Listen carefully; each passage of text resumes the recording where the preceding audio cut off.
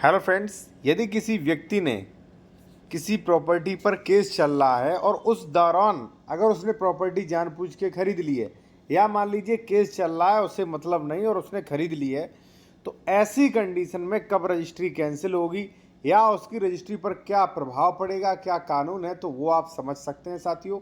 ठीक है।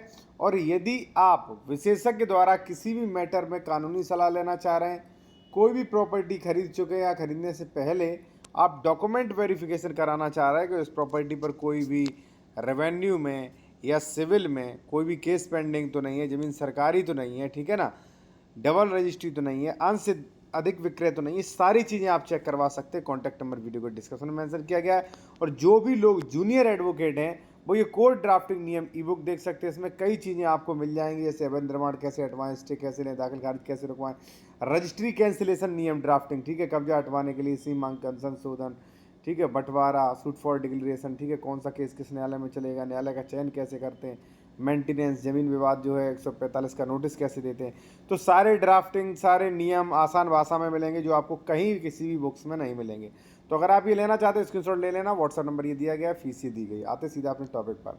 देखिए साथियों, प्रॉपर्टी ट्रांसफर एक्ट या जब आप प्रॉपर्टी रजिस्ट्री कराने जाते हैं तो अधिकतर रजिस्ट्री विभाग जो है ये कहते हैं कि भाई अगर कोई भी आप एक्स प्रॉपर्टी परचेज कर रहे हैं तो वहाँ पर डॉक्यूमेंट्स की जांच पड़ताल आपका कर्तव्य है कि भाई इसकी रजिस्ट्री चेन देखें, आप ये देखें ये पूर्व में किसी को रजिस्ट्री तो नहीं हो चुकी है, इसके कोई केसेस तो नहीं चल रहे हैं, ठीक है, ये चेक करना आपका दायित्व है। अगर आप ये चेक नहीं करते, आप खरीद लेते हैं और कल को अगर कोई भी कोर्ट केस वगैरह निकला पेंडिंग में, तो आप कोर्ट में ये दलील नहीं दे सकते हो कि हम भाई जानते नहीं थे, ठीक है, हमने तो ज़मीन खरीदी, हम क्या जाने भाई केस पे केस चल रहा है। नहीं, आपको चेक करना था, ठीक है।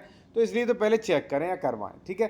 दूसरा ये कि भाई मैंने प्रॉपर्टी खरीद लिया, वो हो गया क्या, अब होगा ये धारा 52 के नियम लागू। क्या कहता है ये नियम, वो आप सुने।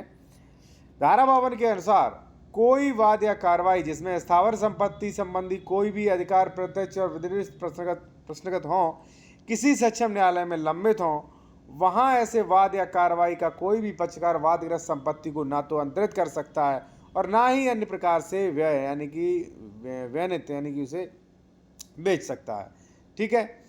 और मान लीजिए यहाँ पे आप देख सकते हैं प्रतिनिधि विरोधी का भी अधिकार प्रभावित होता है, यानी कि जो पक्ष केस में चल रहा है उसका भी अधिकार प्रभावित होता है।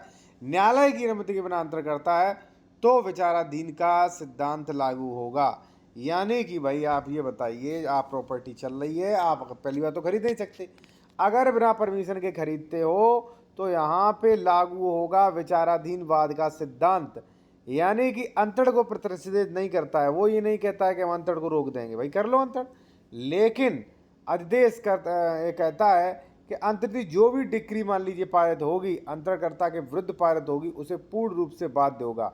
यानी कि आपने जिससे जमीन खरीदी थी उसके खिलाफ कोई भी ऑर्डर वगैरह आ गया तो आप पर प्रभावी होगा वो, ठीक है ना। आप ये नहीं कह सकते कि साहब मैं तो पार्टी नहीं, मैं तो आया ही नहीं था, मुझे पता ही नहीं था, ऐसा कोई भी दलील नहीं दे सकते, ठीक है।